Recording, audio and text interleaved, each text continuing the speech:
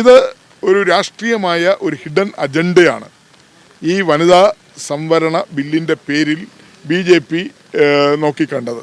ഇത് നരേന്ദ്രമോദി ഗവൺമെൻറ്റിന് ഏറ്റ വലിയൊരു തിരിച്ചടിയാണ്.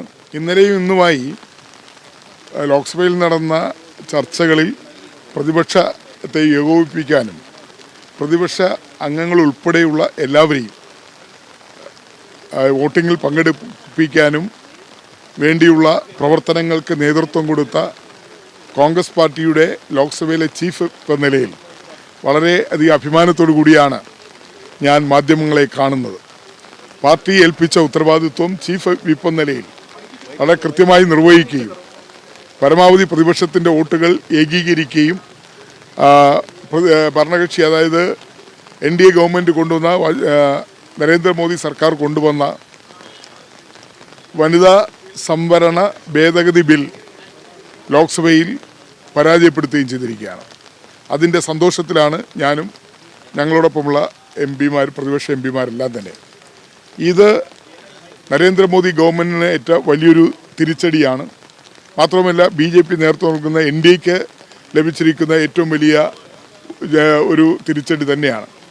കാരണം 2/3 ഭൂരിപക്ഷമില്ലെന്ന് അറിയാമെന്നിരിക്കെ ഇങ്ങനെ ഒരു ബില്ല് കൊണ്ടുവന്നത് അത് ലോക്സഭയിൽ പാസ്സാക്കാൻ കഴിയില്ലെന്ന് അറിയാമായിരുന്നിട്ടും ഈ ബില്ല് കൊണ്ടുവന്നത് തെരഞ്ഞെടുപ്പിനെ മുന്നിൽ കണ്ടുകൊണ്ടാണ്.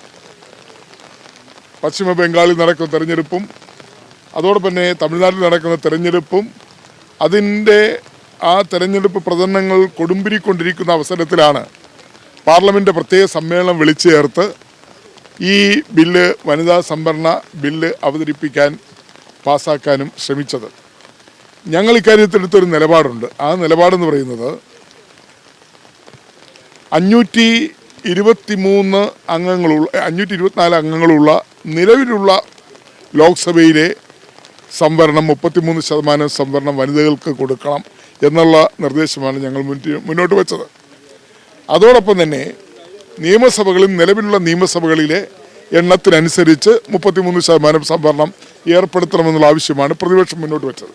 പക്ഷേ ഗവൺമെൻറ് അത് അംഗീകരിക്കാൻ തയ്യാറായില്ല. അതൊരു ഗൂഢോദ്ദേശത്തോടുകൂടിയാണ്.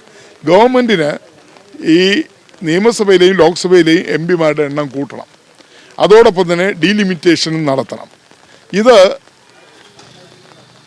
MP-മാരുടെ എണ്ണം കൂട്ടുമ്പോൾ സ്വാഭാവികമായും ഉത്തരേന്ത്യയിൽ MP-മാരുടെ എണ്ണം കൂടും, ദക്ഷിണേന്ത്യയിലെ സംസ്ഥാനങ്ങളിൽ MP-മാരുടെ എണ്ണം കുറയും. ഡീലിമിറ്റേഷൻ എന്ന് പറയുമ്പോൾ ഡീലിമിറ്റേഷൻ കമ്മീഷൻ കേന്ദ്ര സർക്കാർ തീരുമാനിക്കുന്നതാണ്, അവർ നിയമിക്കുന്നതാണ്.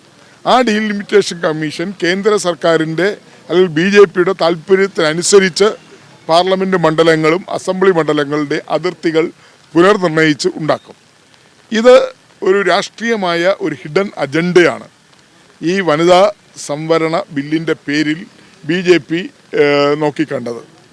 അപ്പോൾ അത് മനസ്സിലാക്കിയ പ്രതിപക്ഷം ഒറ്റക്കെട്ടായിട്ട് നിൽക്കുകയും ഈ ബില്ലിനെ പരാജയപ്പെടുത്തുക. ഞങ്ങൾ വനിതാ സംവരണത്തിനെതിരെ ഞങ്ങൾ ഇന്നും നിലപാട് വ്യക്തമാക്കിയാണ്. ഞങ്ങൾ ഇന്നും പറഞ്ഞത് എന്താണ്, നിലവിലുള്ള ലോക്സഭയിലെ 543 അംഗങ്ങളുള്ള ആ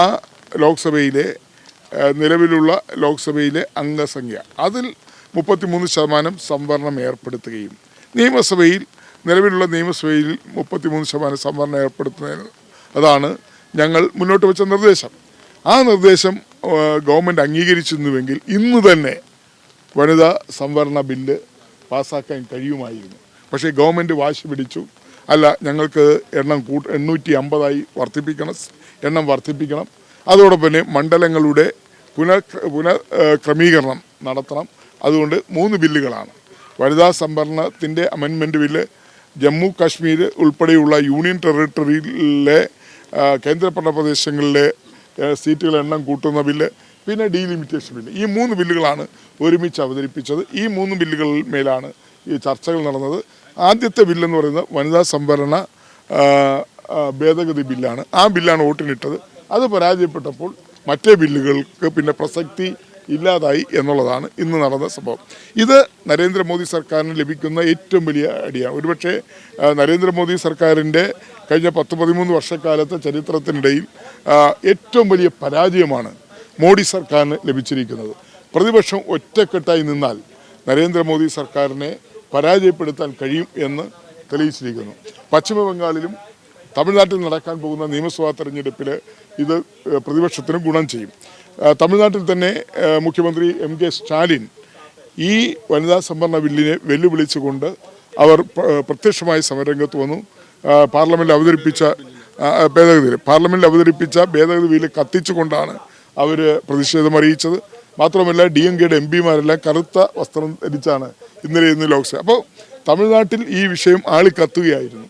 കാരണം തമിഴ്നാട്ടിലെ അംഗസംഖ്യ കുറയുന്നു, ലോക്സഭയിലെ പ്രാതിനിധ്യം കുറയുന്നു. അത് കേരളത്തിലും പ്രാതിനിധ്യം കുറയുന്നു. എല്ലാ സംസ്ഥാനങ്ങളിലും ഉത്തരേന്ത്യൻ സംസ്ഥാനങ്ങളുമായി താരതമ്യം ചെയ്യുമ്പോൾ പ്രാതിനിധ്യം കുറയുന്നു എന്നതാണ്. കേരളത്തിലും തീർച്ചയായും ഈ ബില്ല് പരാജയപ്പെട്ടത് നമുക്ക്